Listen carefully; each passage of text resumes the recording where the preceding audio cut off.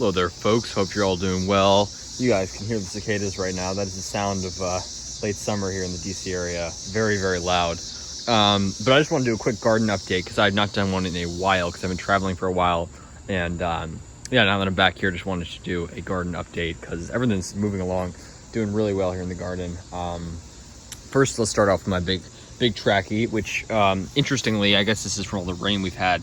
This root ball and everything has become more exposed, so I definitely need to get some more soil around there. But nonetheless, it is doing very, very well. It has pushed out an amazing number of fronds already, with many more on the way. Huge spears, just really doing well. I mean, look at this frond. Isn't this beautiful? Super tropical looking.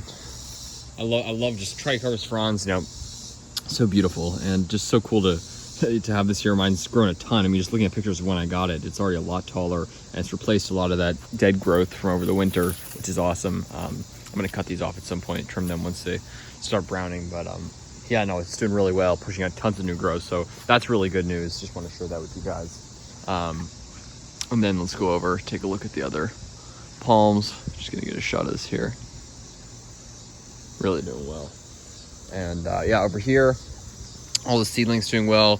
Trachycarbis fortunei. A lot of these are from my friend Caleb in Oregon. Caleb, thank you so much for seedlings. These are all trachees. These are all doing super well.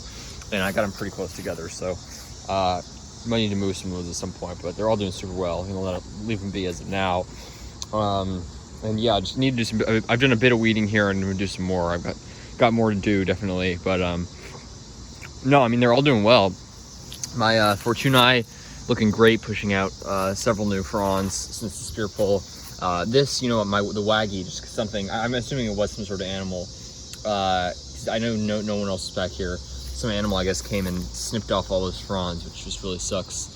But thankfully, it's pushed out this beautiful new frond, and it's got this nice one on the way. So hopefully, we'll get some to fill in this side at some point, recover some of that lost growth.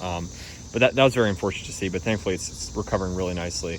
That's my waggy there, and then my sable minor. This thing's pushed out this huge, another immature frond, but huge new one. It's got this also looks like an immature frond. So this one's pushing out quite a few immature fronds, but hopefully eventually you'll get a mature frond. Hopefully it'll start pushing out mature fronds soon, but doing super well, which is awesome. This sable minor, I think I may end up moving this again. I moved it from the front where it was not doing super well. It was getting sort of choked out. It's pushed out this one already has mature fronds. Let me move this raspberry bush here for a sec. You can see this is already mature 4 leaflets on this frond here. This is the frond that got a bit beat up. And then this one's also obviously a mature frond. So that's awesome. And you see the taproot there. This is doing well, but again, I may end up moving it because this is like a perfect palm planting spot, which is what's so troublesome. You know, it's such a good spot for planting a palm shelter with 2 walls here. And I mean, for the backyard, unfortunately, we've got this huge maple tree taking up so much room, but it does actually, you know, I mean, it's not exactly a sunny spot, but it's one of the better spots in the backyard and very sheltered. But unfortunately, as you can see, there's a power line that goes out there and then it goes right under here to the house. And in fact, I was about to plant my big trachea there and I dug down and I got to the power line. So I don't want to plant anything there just in case. Because I mean, think about it. If you have to dig up, at some point that'll probably have to be dug up, repaired and whatnot. And then you have to move whatever palm is there. So I don't know, maybe I'll plant like a shorter term palm there. I mean, I would love to, you know, it's like a perfect spot for like a Sereno repens or something, but again, I just don't want to have to be dug up if that has to be repaired. And, you know, this is just a pretty small spot for a sable minor, so I think I may end up moving it back here or somewhere. But anyways, that sable minor is doing really well. And you can see all these seedlings. These are all, the big, thick, lighter green ones. Those are all trachea. And then these darker, these like bluish ones. These are all sable minor here. And they are all doing super well. Tons of seedlings back there.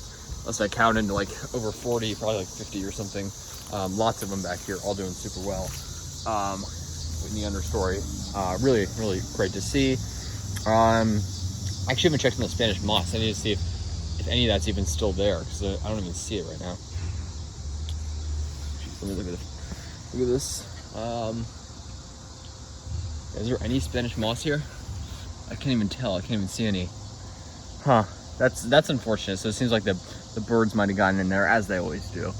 But hopefully I'll get some more Spanish moss at some point. I just need to get a lot of it, I guess. But yeah, that's unfortunate. But anyways, my take heel has done incredibly well. I mean, it's like doubled in size since I got it last year. Pushing out these beautiful big fronds here. I mean, look at that.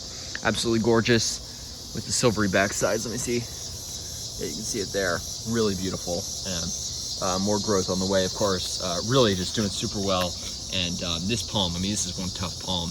Made it through completely unscathed last winter. Really, I mean, living up to the hardiness so far. I think this will be a great place to test its hardiness because we're in a good zone to test it out.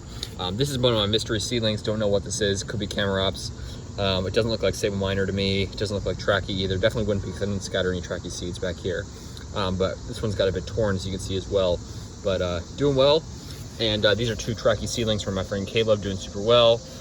These are all my planted palmetto seedlings, all doing really well, but very slow growers. I mean, it's a pretty shaded spot, but these generally, I mean, these took like 6 months or more to germinate, so long. And then very slow growers, but they're all doing well here. So that's the good news. It's a pretty wet spot, which is good. I love that. And yeah, I'm gonna be putting these to the test this winter. Protection wise, maybe throw some leaves over them, but I'm planning on letting these, seeing if they're hardier when they're you know, if you grow them from seedlings. So I'm gonna be testing that out this winter and just putting them in the ground. You know, I'm not gonna put any enclosure over them or anything. Probably just put some mulch and that's it. But it'll be interesting test because I grew these from seed from Virginia Beach, some palmettos there, from a big palmetto there. And yeah, I'm looking forward to seeing how they do. This is a naturalized Sable Minor seedling. I did not plant that there, just tossed a bunch of seed back and just, as you know, tons of Sable Minor seedlings back here. Yeah, Tate Keel's doing really well. And then my other mystery seedling back here. Actually, before I get to that, yeah, this one, as you can see, it got completely mowed over. I mean, this is like right in the mowing path, so I probably will have to move this again, but I put like sticks around it to prevent them from mowing it or whoever came through here, and it just got completely obliterated, but it's actually grown back nicely now. It's a little Sable Minor seedling. And again, I didn't even scatter seeds back here. I'm guessing an animal, squirrel or something took it back there. This is my other mystery seedling. Someone suggested that might be a date, which I think is actually a very interesting. I wasn't even thinking about that because I didn't scatter any date seeds back here. I wouldn't because they would just die.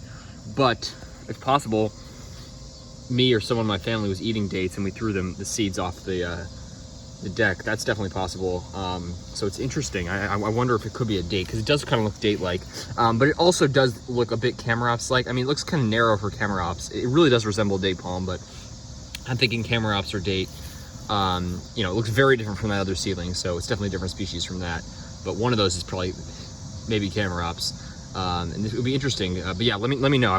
I should make a video specifically on this to get your guys' ideas. But I'm wondering about this one, but it's doing super well. It'll be interesting to see how it does in the winter. That'll be a real test. More Sable Minor back here, as you can see, and yeah, lots more back there. So yeah, that's the story, guys. Everything's doing super well. And yeah, I was really pleased to see everything pushing out tons of new growth. And you know, our growing season will continue. You know, obviously they're you know, around this a little bit later in this time of year, you know, a few weeks they'll start slowing down their growth before winter. But you know, it's just awesome to see, and I'm hoping that Waggy pushes out maybe, you know, 2 more fronds or something before winter, just to get a little bit of its growth back. But I'm thinking, you know, just to be on the more safe side this winter after last winter, you know, both of these spear pulled. I mean, this one was a very minor spear pull. You know, it was still pretty firm and it grew right back. This one I wasn't even sure if it would make it. It was a pretty, I mean, the thing pulled out super easily, but I'm thinking this winter, probably put some burlap enclosures, maybe put some of these like bamboo, these little cane sticks, which I got surrounding the Sable Minor seedlings. I'm thinking maybe I'll stick some, like 4 of them or something around them, and then put a little burlap enclosure here, or maybe put some leaves in it or something. I'm definitely not gonna add any heat. Just maybe like a little basic, just a little basic enclosure to provide a little wind protection. I mean, that's a good thing about the backyard. You know, the backyard is not very sunny here, as you can see. Beautiful. We have this nice fig here, but the silver maple blocks out a lot of sun and all these trees, the holly and everything. But one of the good things about it is that it's very wind protected. You got a fence here, deck, house, buildings on all sides. So that's a good part about it. So it provides a little bit of insulation, but maybe I'll provide a little bit more, putting a little enclosure around it. So yeah, that's the plan, guys. Just want to share that with you. And yeah, let me know how you guys palms and exotic plants are doing this time of year. You know, I'm hoping actually either order them or somehow if I can find a store or make it down to Virginia Beach, get to Pungo Palms. I don't know about that, but I'm hoping to get a replacement needle palm and a saw palmetto. It's a long story why I should have already, you know, the whole growing season's basically gone by and I haven't planted anything this year. I wanted to get a replacement eucalyptus, but it's a long story, but hopefully we'll get some palms in there before fall or winter hits. And yeah, I'll keep you guys updated. Stay tuned, folks. Like, subscribe for more videos. Have a good one.